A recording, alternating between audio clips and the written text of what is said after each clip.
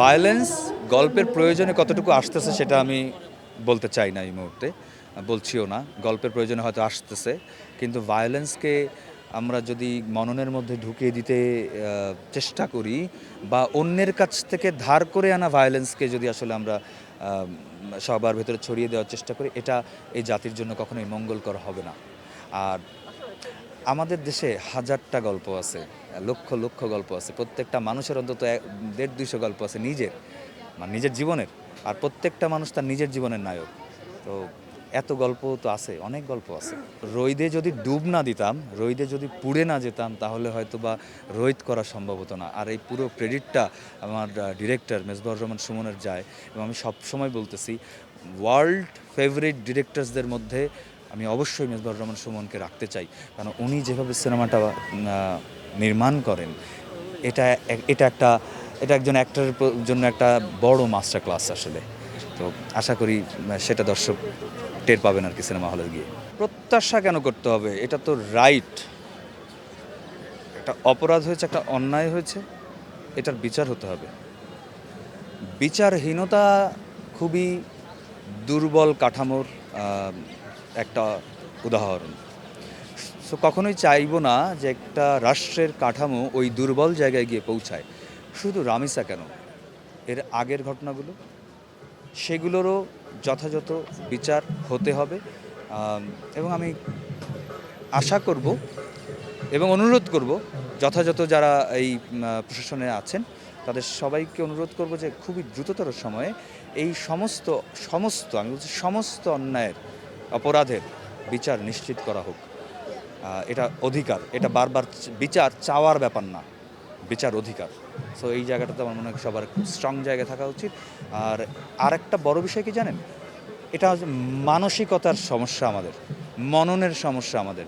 সেগুলো আপনারা সোশ্যাল যে প্রোফাইলগুলো, এগুলো ঘাটলেই বুঝবেন, বা যেগুলো থাকে কমেন্ট ফমেন্ট, এগুলোতে ঘাটলেই বুঝবেন যে আমাদের দেশের এই জাতির মানসিকতার সমস্যাটা কী পরিমাণ হয়ে গেছে।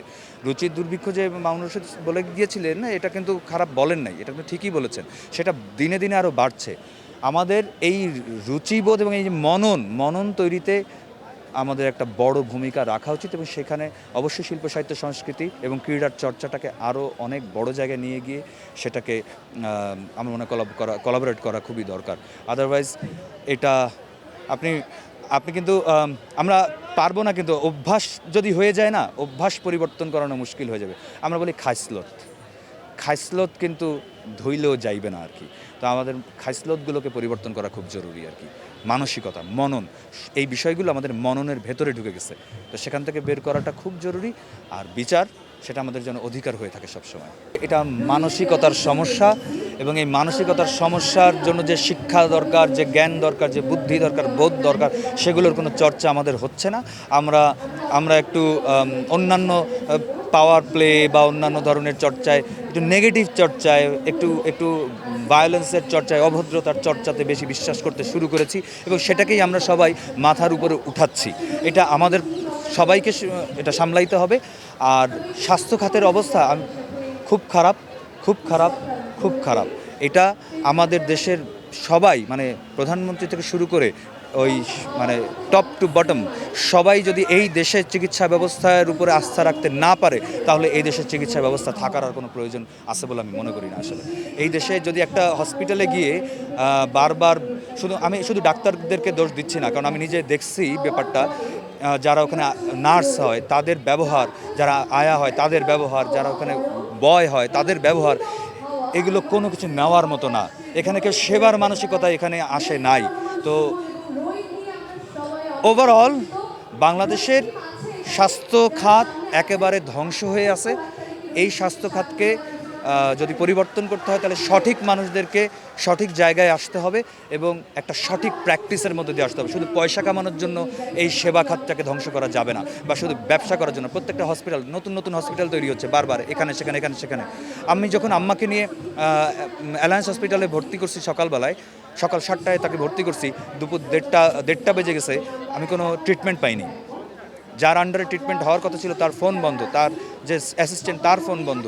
ফাইনালি আমার তাকে ওখান থেকে শিফট করতে হয়েছে। শুক্রবার, বাংলাদেশে কোথাও কোনো ডাক্তার ছিল না, যে এটা অ্যাটেন্ড করতে পারবে, তাহলে কি এই দেশে তাহলে কিসের চিকিৎসা হবে, কেন চিকিৎসা হবে?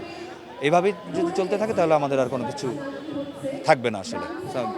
আই হোপ এইবার যারা আছেন দায়িত্বে, তারা এবার অন্তত একটু লোক দেখানো কাজ কম করে সত্যিকার অর্থে নিজে যেন চিকিৎসা নিতে পারেন, নিজের ছেলেমেয়েরা চিকিৎসা নিতে পারেন, নিজের পরিবারের সবাই চিকিৎসা নিতে পারেন, সেই রকম করে হলেও যেন সমস্ত চিকিৎসা খাতকে নতুন করে আবার সেটেল করা হোক।